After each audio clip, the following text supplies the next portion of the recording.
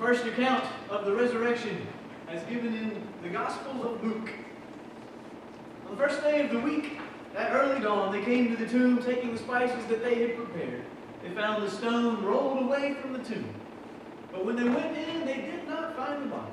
While they were perplexed about this, suddenly two men in dazzling clothes stood beside them. The women were terrified and bowed their faces to the ground. But the men said to them, "Why do you look for the living among the dead? He is not here, but has risen. Remember how he told you while he was still in Galilee that the Son of Man must be handed over to sinners, must be crucified, and on the third day rise again." Then they remembered his words, and returning from the tomb, they told all this to 11 and to the rest. Now it was Mary Magdalene, Joanna, Mary the mother of James, and the other women with them. We told this to the apostles. But these words seemed to them an idle tale, and they did not believe them. But Peter got up and ran to the tomb. Stooping and looking in, he saw the linen cloths by themselves. Then he went home, amazed at what had happened. May God add blessing to the reading and the hearing of the word. Does Easter surprise you?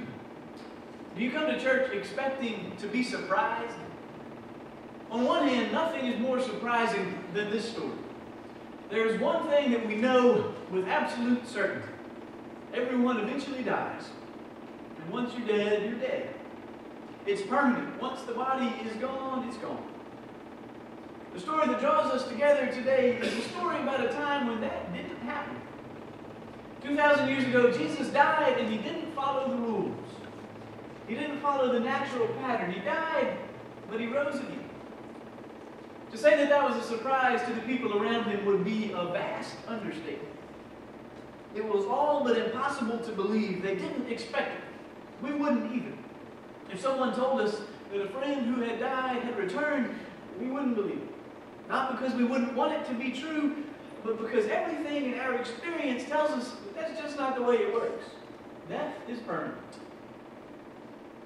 So we recognize that this story is surprising to those who hear it.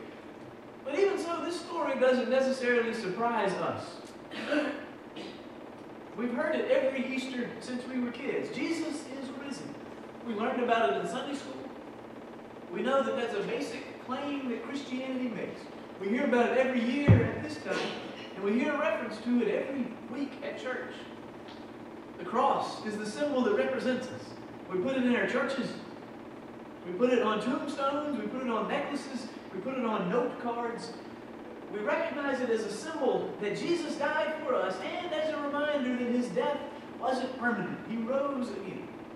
This is the story that defines us. It's a story that we know well, so it doesn't surprise us when we hear it again. This is a story that we know well. So we come here together on Easter to be reminded of something that we know. We remember something that forms us. We come to gaze again with wonder into that empty tomb and to embrace the hope that comes in the power of grace and love over death. Today we read the story of the resurrection as told in the Gospel of Luke. Jesus was betrayed and arrested on Thursday night. And on Friday, after a rushed trial by authorities who had already decided what they were going to do, Jesus was beaten and then taken to the place of crucifixion. The Romans generally put crosses in well-traveled areas, right beside the road, so that other people would understand the seriousness of threatening the empire. On Friday, they crucified him. Along with two common criminals, Jesus was nailed to the cross. The soldiers made fun of him. They gambled for his clothes. They made a sign that said, "King of the Jews." They asked him why he couldn't save himself if he was able to save so many others. Luke tells us that Jesus said three things on the cross. To the people who killed him, Jesus said, "Father, forgive them, for they know not what they do." To one of the men who was crucified with him, Jesus said, "Truly I tell you, today you will be with me in paradise." And at the end, Jesus said, "Father, into your hands I commend my spirit." He died betrayed, rejected, and abandoned. One of his disciples had turned him over to the authorities. Others had run away. Even Peter, the rock, had betrayed him 3 times since the night before. Some of his disciples and followers watched the crucifixion from a distance. They didn't want to be close enough to be in any danger of being associated with him. Around noon, they witnessed the sky darken. They would later learn that the curtain in the temple had been torn in half. Jesus breathed his last, and there on the cross, he died. It was clear to everyone that his life was over. Joseph of Arimathea, a Jewish leader who had not wanted to kill Jesus, took his body down from the cross and placed it in a tomb. This was late in the day on Friday. Saturday was the Sabbath. In the Jewish tradition, the Sabbath begins at the end of the day on Friday, at sunset on Friday. So on the Sabbath, they could do no work. They could not approach a dead body. So they had to wait another day before treating the body, before taking care of everything necessary for the burial to be proper and complete. Saturday was the Sabbath, so they waited. They waited in mourning and in prayer. They waited in grief. Their hopes had been built up, reinforced by the crowds cheering on Palm Sunday. They thought that God was about to fix things in their world, and then, just like that, their great hope had been killed. Jesus tortured and put to death on the cross. Saturday would have been a lonely and helpless feeling day.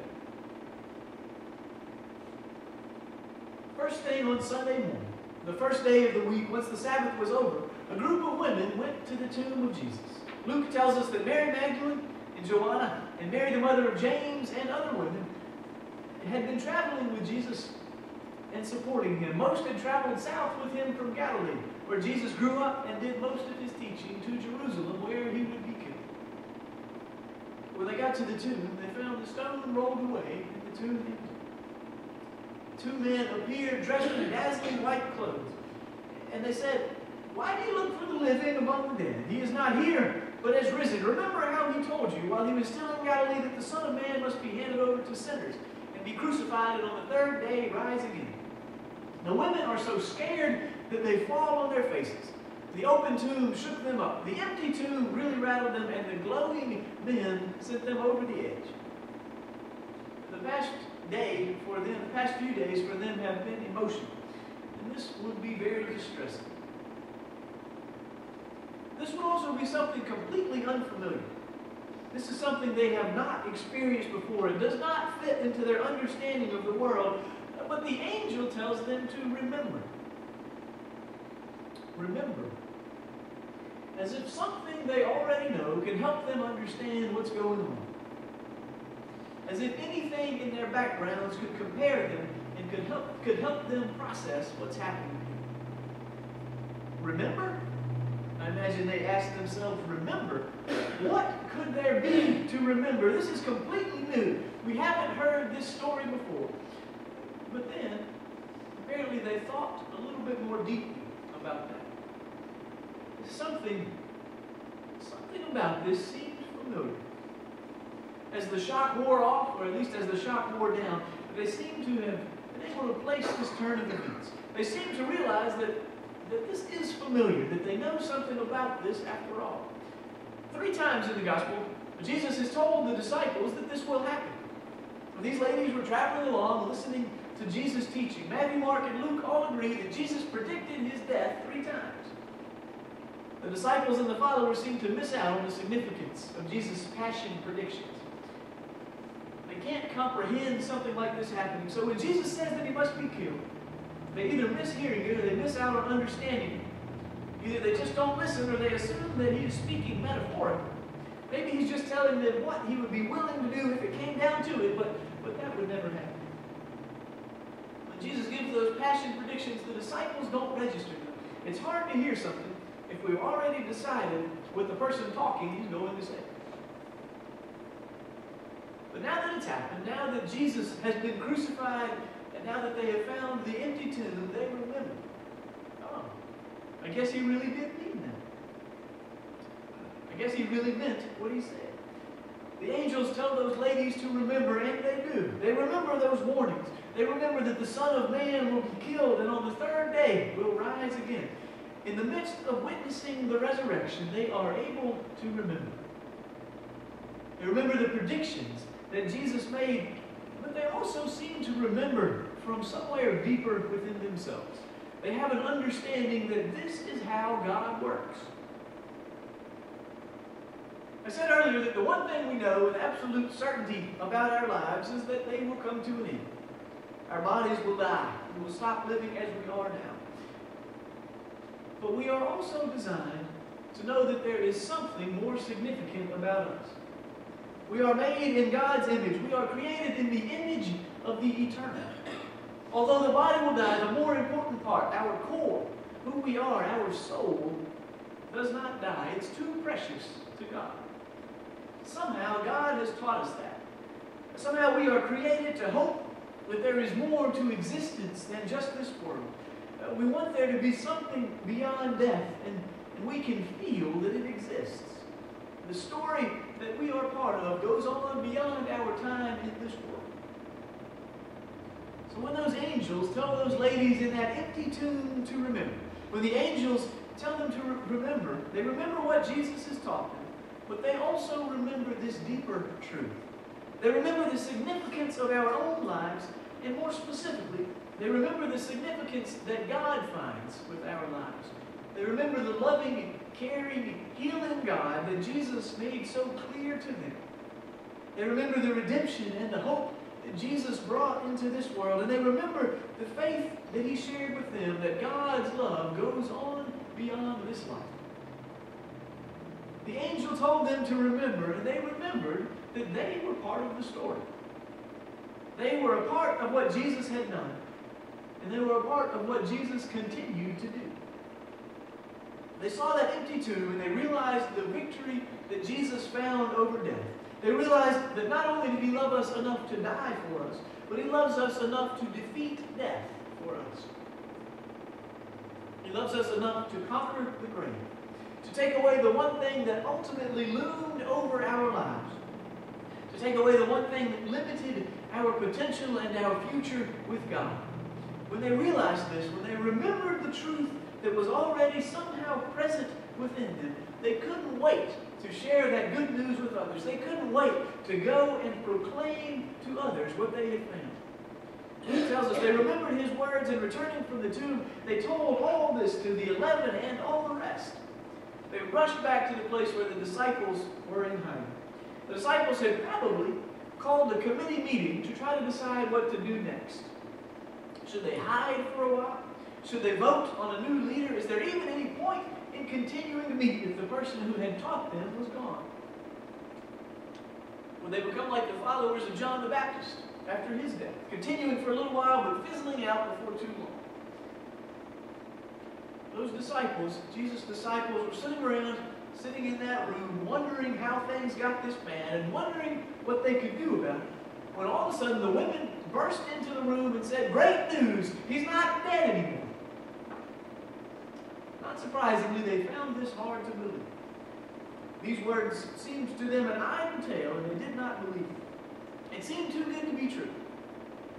After a funeral, if someone says, "Never mind, he'll be back," we would think that person was crazy.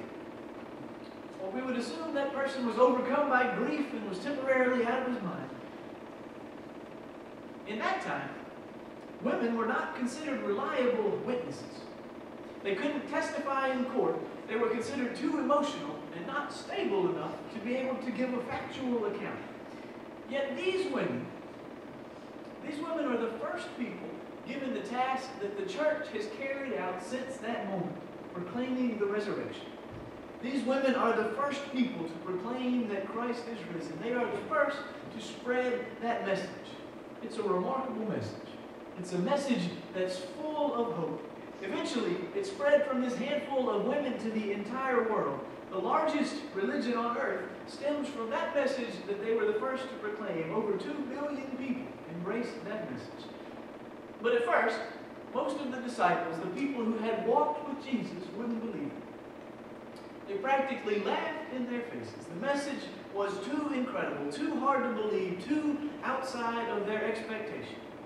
Most ignored it. But, Luke tells us, Peter got up and ran to the tomb. Stooping and looking in, he saw the linen cloths by themselves. Then he went home amazed at what had happened. On Easter, the call to us is to remember. Remember that he is not among the dead, but among the living. Remember that he has told us that he must be killed. Remember that he was crucified out of love for us. And remember that on the third day he rose again.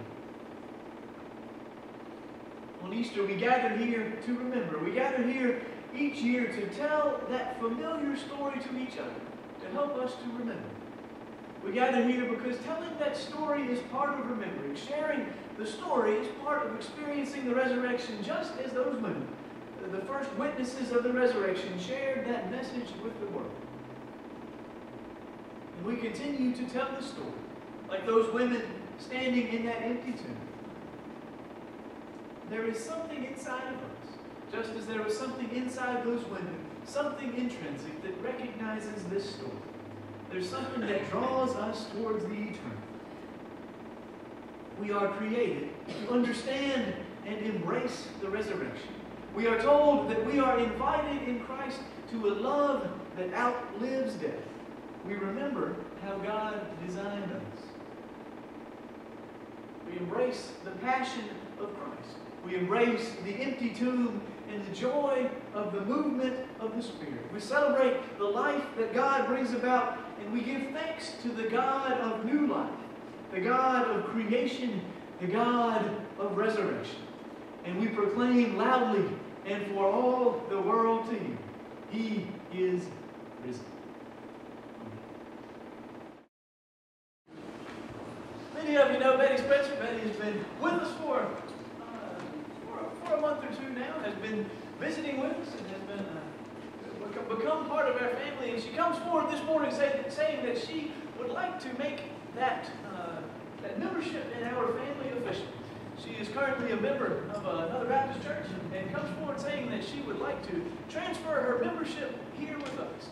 Easter Sunday, it seems to me, is a perfect day for this kind of thing to happen. I'm going to invite Mike as our church moderator to come forward and lead us in the business, the joyful business of our church. Joyful indeed. As your moderator, it's my pleasure to bring to you Betty for membership in the church. And do I have a nomination? Do I have a, what do you call it? That's motion. Do I have a motion that we receive her in the congregation? Motion. So moved. Second. All in favor, please say aye. Aye. We want to welcome you into our congregation, our fellowship, a place to worship and to serve. God bless you.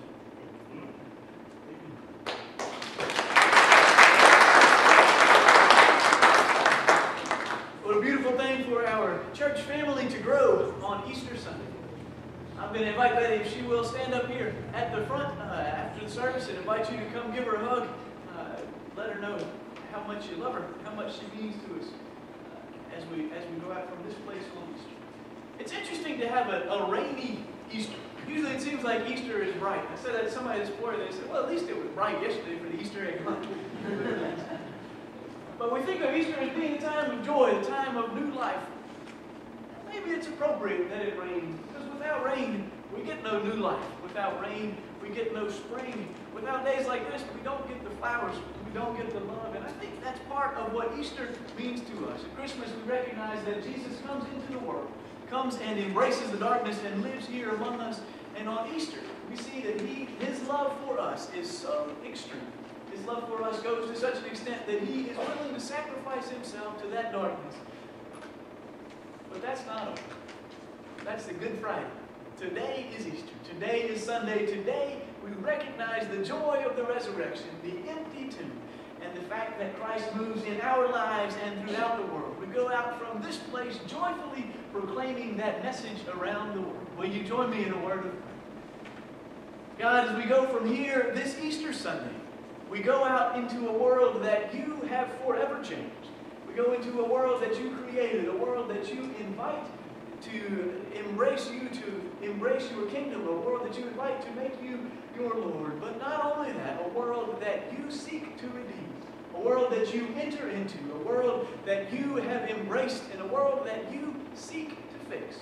We thank you for your work in each of our lives. We thank you for the light that we find shining within us. We thank you for the light that you shine into this church.